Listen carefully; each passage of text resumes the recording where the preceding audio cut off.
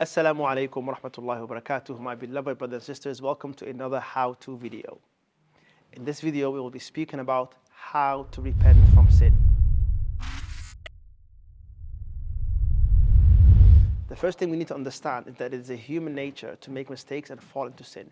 The Prophet ﷺ said, "Kullu ibn Adam khata' wa khayrul khata'in at-tawwabun." That all of mankind and the sons of Adam often fall into errors and mistakes and sin, and the best of those are those who repent to Allah subhanahu wa ta'ala. Your first priority, of course, is to stay away from sin as best as you can. But if you fall short and if you fall into a sin, you should run back to Allah subhanahu wa ta'ala and repent. Now the question is, how do we repent from sin? Number one is regret. You must regret the sin that you've committed. If you wish to repent, you must be very remorseful for the sinful act or behavior that you were engaged in. The Prophet ﷺ said, "An-nadamu tawbah." Regret is repentance. Number two, stop. You have to stop the sin. Once you have regretted the sinful act, you must also stop engaging in it immediately.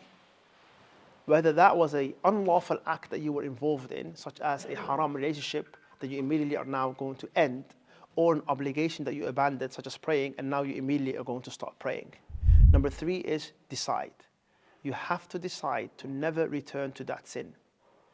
Once you have stopped the sin, you must also make a firm determination to never go back to it. This is part and parcel of your repentance, your tawbah. Yes, you may fall into it again, but you are required to make a firm intention to never return to that sin.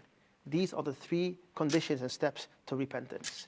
One of the things that can help you is to cut off any avenues that could lead back to an immoral act. You could do this by surrounding yourself with people who remind you of Allah subhanahu wa ta'ala. An important side note, if the sin you committed was against a person, a transgression against another, in addition to the earlier three steps, it is extremely important that you also seek their forgiveness, since Allah's forgiveness is contingent upon theirs. Meaning, if they do not forgive you, neither does Allah subhanahu wa ta'ala. Now, you only do this if you are fairly certain the outcome would be positive. If, however, you think it is better to not tell them, then you just make lots of dua for them. An example is, let's say you spoke badly about a person and now you want to seek Allah's forgiveness. You should seek their forgiveness first. But if you think that can result in something more worse, then you don't do that. If the sin is financial, then you have to give them their rights back, of course. Brothers and sisters, never feel that you've sinned too much, to the extent where you cannot turn back to Allah subhanahu wa ta'ala. This is a trick from the shaitan. How can we lose hope in Allah's mercy when Allah subhanahu wa ta'ala says, قُلْ يَا عِبَادِيَ الَّذِينَ أَسْرَفُوا عَلَى أَنفُسِهِمْ لَا تَقْنَطُوا مِنْ رَحْمَةِ اللَّهِ. O my servants who have transgressed against themselves by sinning, do not despair the mercy of Allah subhanahu wa ta'ala. Indeed, Allah forgives all sins.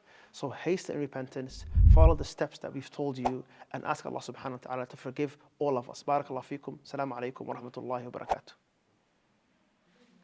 If you found this video helpful, please make sure to like, subscribe and share with your friends.